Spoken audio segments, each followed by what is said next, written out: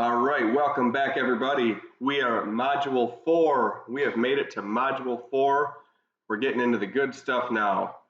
So today we're going to talk about ignition systems, fuel delivery systems, and exhaust systems. Some of the things we're going to touch on today: traditional ignition systems, coil on plug ignition systems, engine control modules, fuel delivery systems, intake systems, fuel injection systems, evap systems, and exhaust systems. If you don't know what some of those mean, like evap, not to worry, we're going to go over all about it here. So, ignition systems. Every time your cylinder fires, it's because of a spark plug creating a spark. Really cool picture there. You can see the spark plug firing, and it throws a spark between the air gap there between the electrode and the ground strap. So let's talk about the ignition system of a vehicle. Spark plugs. You can see a picture of a spark plug on the bottom there. Spark plugs turn a pulse of high voltage into a spark that ignites the air-fuel mixture in the cylinder. So high voltage is sent from the ignition coil, high voltage, high current, and travels through the spark plug. It gets to the end of the spark plug and it actually fires a spark between the air gap of the spark plug, between the electrode and the ground strap, which in turn ignites the air-fuel mixture in the cylinder. Spark plug wires, right here, simply transfer that electrical energy from the ignition coil to the spark plugs. Tech tip for you: spark plugs and wires should be changed about every 100,000 miles. They wear out.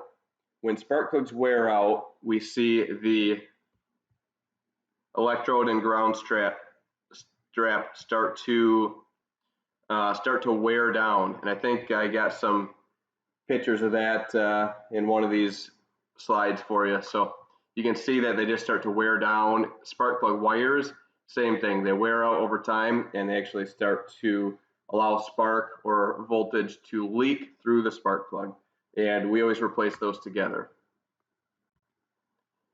Traditional ignition systems. So this is what you'll see on some older vehicles. You're still going to see them once in a while, but older vehicles used this type of system. An ignition coil, if we have a picture of that right here, creates the spark or the energy. An ignition coil sends that spark or energy to a distributor. We have a picture of a distributor right here, which distributes the spark to the appropriate cylinder. You can see down at the right there, that's a rotor. That rotor actually sits inside this distributor and it spins.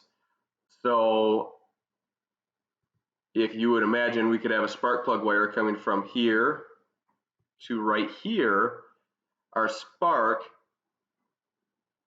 follows that wire into here, goes through here, and depending on where the rotor, at which post that rotor is pointed, when that ignition coil fires, that basically distributes the spark to one of those poles into the spark plug wire, which in turn goes to the cylinder. So that's how those work. The spark plug wires connect to the distributor to the spark plug. And finally, the coil is controlled by the ECM, which is the engine control module. So the ECM tells the coil at what time to fire and how often to fire. So that's really what's creating the what's actually firing the coil. Next one here is a coil pack ignition. So this is the same as the ignition coil I saw earlier, except now we have actually 3 coils in one piece here, which is called a coil pack. So the coil pack sends spark via the spark plug wires, and it again is controlled by the ECM. So now we have what we call COP, or coil on plug ignition systems. These things are really cool. They came out with these probably 10 years ago. They're, at the time everybody was like, oh, this is ridiculous. Each cylinder needs its own ignition coil. It's ridiculous. But nowadays, you look at it and it really, really simplifies things, and it simplifies the systems. You don't need spark plug wires routed all over the engine anymore. I remember when they came out, yeah, everybody thought they were ridiculous. It's like, well, just use spark plug wires. Why do you have to overcomplicate it? Well, as it turns out, it was a pretty good idea. They really make it a cleaner looking engine. I mean, there's not spark plug wires laying around over the place, and it really actually helps aid in diagnosis, and it really makes the engine run better. So anyways, COP, coil on plugs. Eliminate spark plug wires. We have no more spark plug wires to worry about. Just small wires from a wire harness connect to each of these connectors. Again, controlled by the engine control module, controlled by the ECM. Spark plug boots. That's the rubber section you can see right here. We recommend replacing those when we do a tune-up. And the reason is because they're kind of like spark plug wires. They can wear out, and they can actually leak or crack or leak electricity through them. So we want to replace those. Some ignition coils, there's kind of a molded rubber into them, and you can't get them off. So in that case, we just reuse them. Tech tip for you: ignition coils can fail, and they fail often. If they do, we always want to replace the ignition coil and that coil's spark plug. Say we have a misfire, we found the cylinder number 6 ignition coils failed, so we're going to put a number 6 ignition coil on there, and we're also going to replace that spark plug, because if the cylinder has been misfiring, there's a pretty good chance that spark plug has been fouled out or will become a problem later on. And typically every ignition coil on an engine is going to be the same when it comes to coil on plug. So you got a V8, all 8 coils are going to be the same part number. Little tech tip for you: try not to get coils wet. We see that when they get wet, what a pretty common thing is, especially if your shop doesn't even work for dealerships or used car dealers, that they get a vehicle in, they give it their inspection process, it goes into detail, and all of a sudden it's got a misfire, and then it comes to us. Yeah, I got it a detail, and now it's running like crap. Right away, we know what's going on. Somebody took a hose to that engine, hosed it down, and a lot of times that'll irritate these coils. So I like to avoid trying to get them wet at all. For whatever reason, it seems like Fords are especially prone to this. I don't know what that is, or why that is, but just be safe, keep them dry. Okay, so right here we have the ECM, the engine control module, also known as the PCM, powertrain control module, or the ECU, engine control unit. This is sometimes referred to as the magic box. There's magic that happens inside there. This box, or electrical box, it's circuit board inside there, but it controls a lot of things. The main things that it controls is the spark and the fuel systems. It uses many different sensors to calculate the perfect air-fuel ratio and the perfect ignition timing adjustments. It also communicates with other vehicle modules, all the other modules. There are many, many modules on today's vehicles. Communicates with them. And I also have in here, they rarely fail. So usually, if you got some weird electrical issues, usually it's very rare that the PCM's actual failure. I mean, it does happen, but it's pretty rare. Okay, so we're switching gears now to fuel delivery systems. What you see here is the snout, or the end of a fuel injector, spraying a stream of fuel. So we're going to take a look at this. Okay, carburetors. You guys probably aren't going to work on many carbureted vehicles, if any. unless unless your shop kind of specializes or likes working on the older stuff. But it does not hurt to talk about it. I wanted to explain to you guys how it works because carburetors are still used on a lot of smaller engines, ATVs, dirt bikes, all that power sports type of stuff. So why not, right? Okay, how does the carburetor work? So here's a picture of a carburetor. What it all boils down to is what's called the Venturi effect. And you can see right here, there's an arrow pointing to a Venturi. What that means is it's basically a straight tube with a smaller diameter somewhere in the tube. By doing that, your air is flowing through, your air hits that smaller diameter, and it rushes past there. It actually speeds up right there, creating a low pressure or a vacuum. What we have then is a tube called the orifice tube that sits into a float bowl. So basically, as your engine's running, air's rushing through here, it creates a vacuum. It actually lifts fuel out of the float bowl and it disperses it into the exiting end of the carburetor, and it turns it into a mist. There's your air fuel mixture. So it's the same concept as taking a 20-ounce bottle, 20-ounce bottle of Mountain Dew, and driving down the road at 60 miles an hour, you open your car window and you hold it out the window, and it's actually going to siphon some of the fluid out the top. So it's the same type of idea. That's how a carburetor works. It works by sucking fuel through small openings, jets. So right here we would have what's called a jet, and a jet is basically just an orifice that is a certain diameter, and usually you can replace them. So that way, if you wanted to change the air fuel mixture, you can put a larger or a smaller jet right there. The Venturi effect, we kind of already talked about that. Okay, so now let's talk about what you're actually going to be seeing on a day-to-day basis. This shows carburetor and throttle body. So again, we're probably not going to see many carburetors, but let's follow the flow of fuel from the gas tank to the engine. Okay, so gas tanks right here. Fuel pumps. 99% of the vehicles you work on, the fuel pump sits in the gas tank. It's housed in the gas tank for a couple of reasons. We'll talk about that. And anyway, so the fuel sits in the tank. Fuel pump turns on, sucks fuel through here. And now notice the two lines coming off the fuel pump. So right here is going to be our feed line. And I know that because there's the filter. So we go out the feed line, through the filter. Fuel is going to come up to the engine here, into the fuel rail, and it gets used up by the injectors. And what's left over, what does not get used up by the fuel injectors, comes through on this return line and goes back to the tank. So that's a low pressure line, return line. Goes right back into the tank where it came from. So let's talk about the different components of a fuel system. Fuel pump.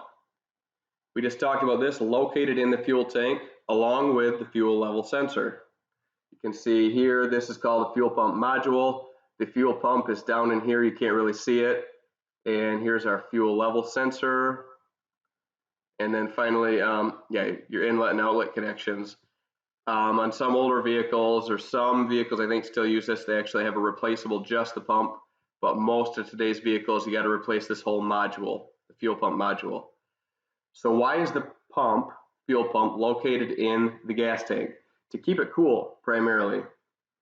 The fuel, and that's why, I don't know if you've ever heard, don't run your fuel tank always on empty. Some people always run their fuel tank almost out of gas. The reason you don't want to do that is because the lower the fuel level gets, the hotter your pump runs. So you will burn up a pump if you keep doing that. Most of today's pumps make an average of 40 to 60 psi. Just a rule of thumb, but some more, some less. And depending on the vehicle, the pump may or may not have a return line. Some do not, and they're called a returnless fuel system, but they all really work the same. Fuel filter.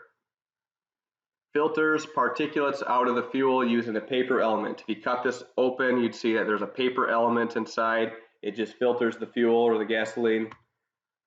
Always replace a fuel filter when replacing the fuel pump, unless severely rusted. There's cases where you know that by touching that fuel filter, it's going to be opening a huge can of worms because the lines look like they haven't been touched for 10 years, when they probably haven't, and they're rusted up. But anyways, it's a good idea because when a fuel pump fails, sometimes debris from the fuel pump actually makes its way into the filter. So we always like to replace them then. So it is a maintenance item. If you look at the charts on different maintenance list required items, this is one of them, to replace your fuel filter. However, rarely cause a runnability issue. So guess how many times I've actually seen a fuel filter be the source of a runnability issue? Zero. There hasn't been a single time in my whole um, 10, 15 years of working on vehicles professionally that I have ever seen a fuel filter cause a runnability problem. It's always something else. So unless somebody's using a rusty fuel tank to constantly fill their tank, or I don't know, I don't even really know, but then maybe a fuel filter can become plugged, but usually they're never an issue. Some newer vehicles don't even have fuel filters. They just use they call it a sock, or the little filter that sits in the tank and attaches to the bottom of the pump. Fuel lines. Most systems use a pressure and return line, which we talked about. They're usually going to be metal or plastic. So here's a little tech tip. When you have metal lines, and there's usually what we see is on an older vehicle, it has metal lines and they're rusty, it's starting to leak, maybe you got a fuel leak. You can, and it might not be the most professional repair, but you can use a piece of rubber hose. High pressure fuel hose can be used in place of metal lines. We've done it. You just gotta flare the ends, which means almost like a brake tool. You have to flare the ends, which means give it a little raised portion so that the fuel line doesn't pull right off when you get pressure in it. But it is a good way, especially when you're in a pinch, it is a good way to make a repair, especially cheap and easy. Metal lines can be repaired with compression fittings. This is a compression fitting right here. Basically what it is, your line sits through here, fits into this end here, and this cap right here screws down. As it does that, it tightens this and it tightens around the line, and it creates a seal. But you guys need to know that you cannot use that on a brake line. Not legally. Will it work? Yeah, it will, but not legally, because they're not rated to hold up to enough pressure. So don't ever do that on a customer's vehicle, because they can sue you if that's a cause of an accident and somebody sees that. So make sure you remember that. Compression fittings only for fuel. Okay, we're talking about intake systems now. There's a intake, looks like a GM intake. You can see some things on it. We're going to talk about that. Okay, the intake manifold, also known as the plenum, supplies the air-fuel mixture to the engine. You can see the metal fuel rail mounts to the fuel injectors. Right here's the fuel rail. That actually mounts right to the fuel injectors. The throttle body right here regulates the amount of airflow into the engine. Most throttle bodies are electronically controlled. Most newer ones, older vehicles use a cable, but electronic seems to be the way everything's going now. The intake manifold creates and allows for vacuum. The reason for that is your engine, as it runs, your pistons are, stroking up and down. They're constantly pulling vacuum, and that vacuum, it's trying to pull air in. Well, this right here is what stops that air from being pulled in. So therefore, anything past that point, now this is a low pressure vacuum, because that engine's trying to pull air. This is actually stopping the airflow. unless you're at wide open throttle. This is what stops your airflow. So at idle, that's when you're going to have the most vacuum, the most engine vacuum is at idle. Makes sense, right? When this thing goes to wide open throttle, if we could look inside, that throttle plate would go completely sideways, creating a full opening. Air is going to rush in just as fast as it can, and we're going to have the least amount of vacuum at that point. One other thing, some engines use a two-piece design, an upper and a lower intake manifold. Just another way to do it. Okay, pressurized intake systems. Here's something I know you guys want to talk about. Pressurized intake systems, example, turbocharged engines or supercharged engines. So what does that mean? A pressurized intake will force the air-fuel mixture into the cylinder at a much higher rate, equals more power. Who doesn't want more power? So we are filling, instead of an intake that is full of vacuum or that creates vacuum, we're now pressurizing the intake. How do we do that? Let's take a look. Turbocharger. There's a turbocharger. A turbo uses exhaust flow to spin a fan inside it, building pressure. Now I'm going to explain that. Turbos require time to spool up before making pressure, so they're not instant power. If you hop in a turbocharged vehicle and you put it in gear and put it to the floor, it's going to take a few seconds for that engine to rev up and to actually start really pulling. The power takes a minute to get there. They're oil fed to lubricate and cool the rotor bearings inside, and some are also coolant fed to help cool them off. So you'll always find on a turbocharger some lines running to it. There's always going to be oil lines, a feed and a return coming to the turbocharger, and more often than not you'll probably also see coolant goes through the turbocharger. So let's see how this works. So here's our exhaust side of the turbo, and here is what I'd say is our air side or intake side of the turbo. So as your engine runs, this is mounted to your exhaust system. Exhaust is going through this port, going through a fan rotor right here, and coming back out here. So that is spinning a little rotor in here, spinning a fan at a really, really high rate, high RPMs. So as your exhaust flows through there, that fan spins. When that fan spins, it draws in air right here, draws it in. So right here, you would see a big tube leading to your air filter. So you can imagine some turbos even have an air filter mounted right here. So air is getting drawn in here. That fan is now circling around here and exits right here. So it's pulling in so much air and it's pumping it out. It's actually blowing air. It's turning into a blower and it's creating pressure. So it's pressurizing the intake. So now let's look at a supercharger. That's a cool picture. That's a little bit of an exaggeration, but you've probably seen that on some muscle cars. So that's a supercharger. Superchargers always have a distinct sound to them. They always have kind of a whistle when they run. So next time you hear that, you'll know what that is. Supercharger, also known as a blower, is powered directly from the engine, either by gear, chain, or belt. So we do not use the exhaust whatsoever in this system. So right here is an example of a belt-driven one.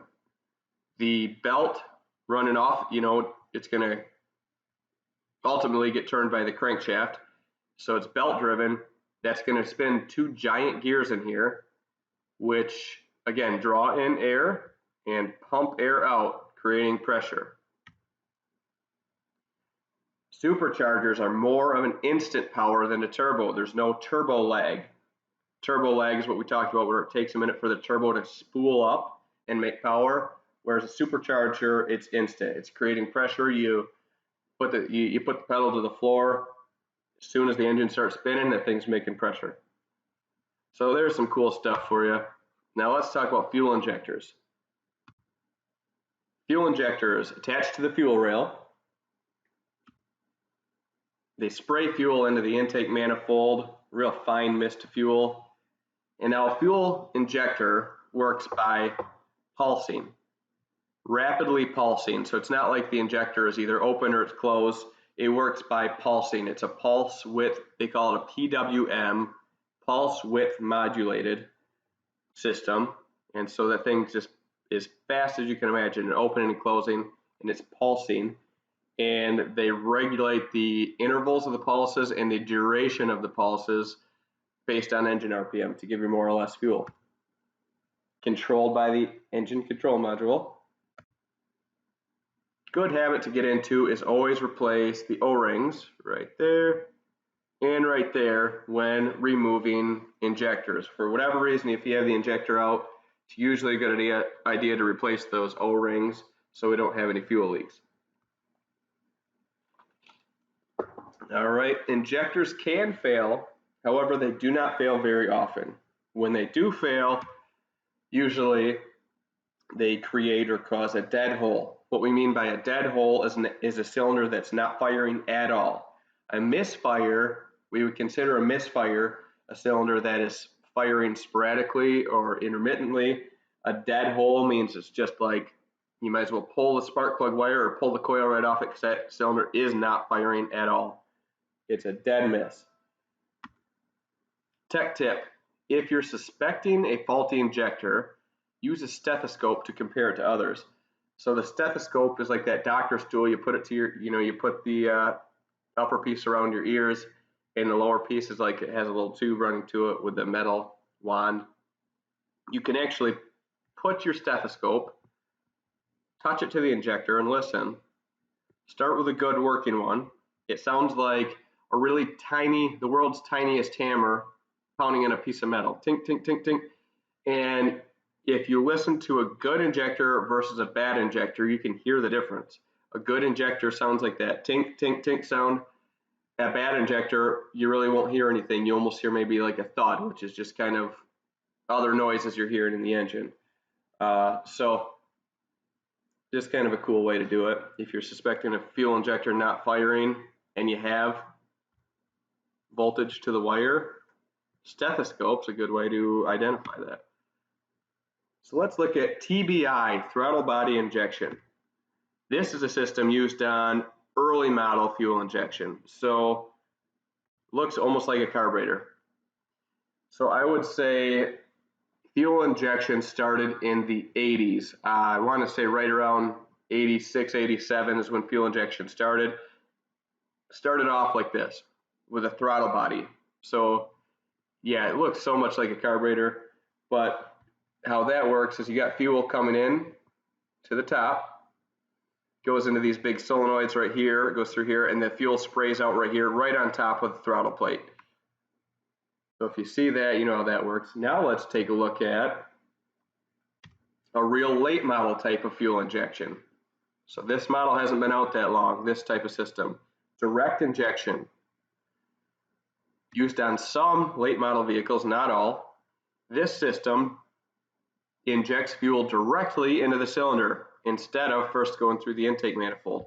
So you can see that fuel injector is pointed right in there in that cylinder. It sits right in the cylinder. And it just squirts fuel right into the cylinder. It doesn't even go through the valves.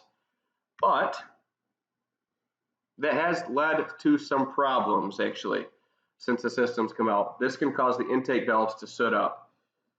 Because if a fuel injector would normally be located maybe right here, you're putting fuel through the valves, it actually helps clean those valves. Because those valves do not operate as a high a temperature as the exhaust valves, they tend to be dirtier. And without the fuel constantly washing them off, we've seen that those intake valves can start to soot up. So just something to know, something to think about when you're diagnosing problems. So let's talk about evap systems. So an evap system, you might hook up a scanner and pull an evap code. You've probably heard of that if you had a check engine light come on in your car and somebody said, oh, it's just an evap code. So what does that mean? Evap means evaporative emissions. What that is your fuel system is basically monitoring how well your fuel system is sealed. It uses engine vacuum to pull a vacuum on your entire fuel system. So the entire thing, the whole fuel tank, the whole system. Meanwhile, closing all the vents. So it's putting a vacuum on that whole system. Once it does that, it then monitors that vacuum and measure how long it takes to leak out in a given amount of time. So every day you drive your vehicle, your engine's going to do this self-test, or your vehicle's going to do this self-test. So you're driving along without you even knowing what's going on. The vents close to your fuel tank. They're electric solenoids, they close. Another solenoid opens, allowing engine vacuum to start pumping it. So basically you're pumping vacuum to your fuel tank, putting a vacuum on the whole system. Once it's satisfied with how much vacuum it's pulled, it closes all the solenoids. Now it's sealed, and it wants to measure that vacuum, and it wants to see how long it takes to leak out. If it leaks right out, it's going to throw an evap code, because because then you're putting harmful emissions into the atmosphere. I mean, that's probably the worst thing in the world, right? But evap systems do not affect how your vehicle runs or drives. It does not affect fuel economy, engine performance, nothing like that. It's only negative is when they have a problem, it turns the check engine light on. So something you can tell your customers too. You got an evap light on. Certain states require that it be taken care of. New York, California, I know does.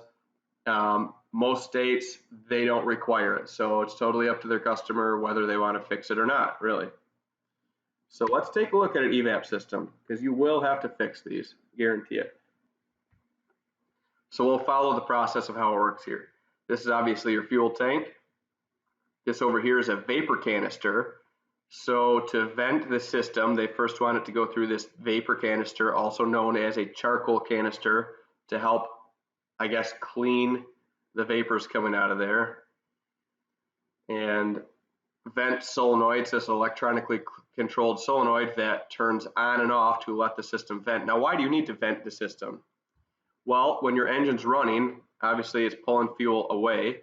So if you didn't vent the system, it's going to vapor lock itself. It's going to create a vacuum, and eventually that tank's going to want to suck itself inside out, and it's going to stop flowing. So we need to vent the system when the engine's running.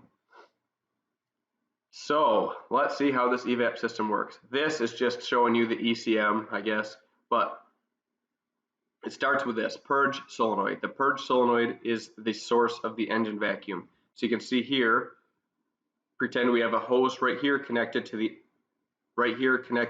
the engine itself, the intake manifold. So we have a vacuum source right here. Now when the computer says, okay, time to start our test, it's going to open this purge solenoid.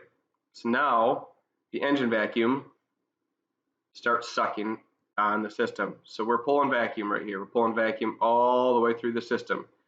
This vent solenoid is going to close. Now all this system is going to be under a vacuum.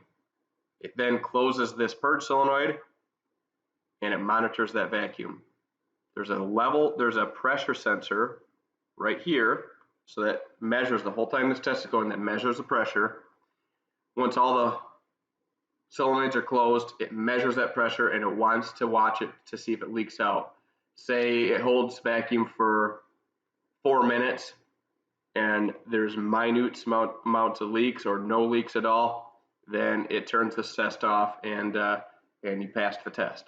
So it does that every day that the vehicle's being driven. Loose gas cap can set codes. You've probably heard of that before.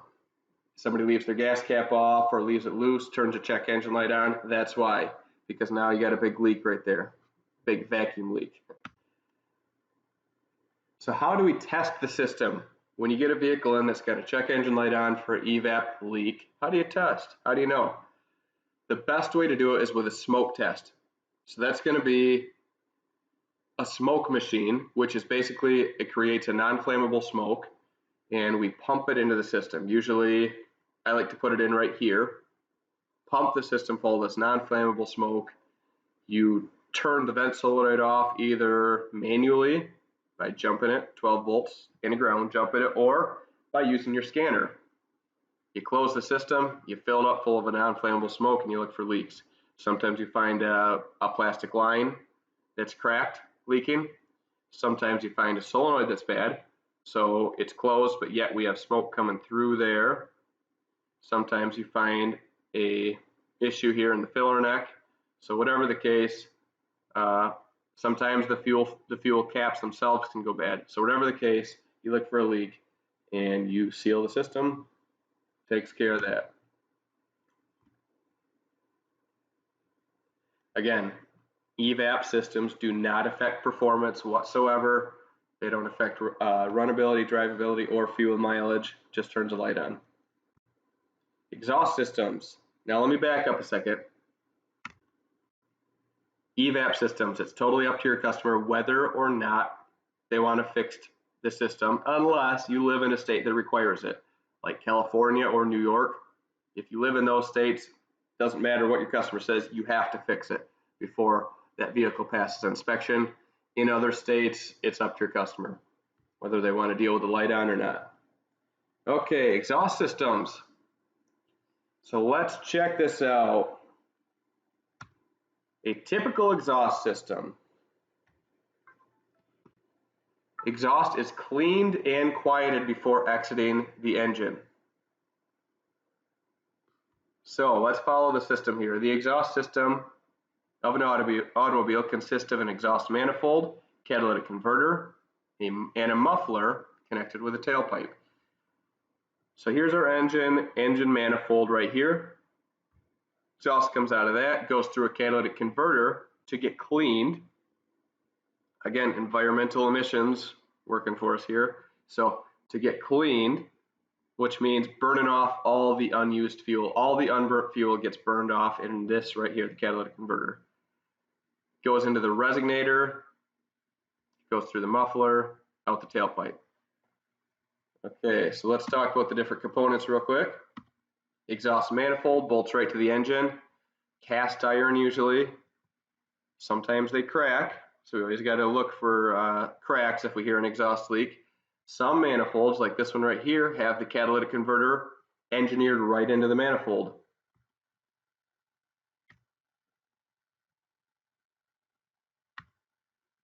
Okay, catalytic converter. A catalytic converter's job is to reduce emissions. And how does it do that? It works by getting super, super hot inside to burn off any unburned fuel. A honeycomb element right here, which is made of platinum, actually gets super, super red hot, glows red hot when the engine's running. It absorbs all that heat and generates heat as the engine is running, and the exhaust flows through it. So that thing gets glowing red hot. So as your exhaust goes through it, if there's any unburned gas at all, it gets burned up in there. From there, it goes to the resignator. What's a resignator? Nothing more than an additional muffler. Some vehicles have it, some vehicles don't.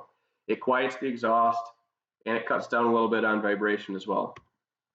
Okay, muffler, its only job, as you guessed, is to quiet the exhaust. So you can see there's going to be all packing in here, fiberglass packing. Exhaust goes through there, goes through there, goes through there, and it gets quieted down. So pretty simple. And then finally the tailpipe, and it's just the place for the exhaust to exit. So it puts the exhaust out the back of the car. All right, you guys did it. That's all we got for Module 4. So that was easy. Come on back for Module 5, and we're going to be talking about the cooling system and the heating, ventilation, and cooling system of the vehicle. So we will see you then.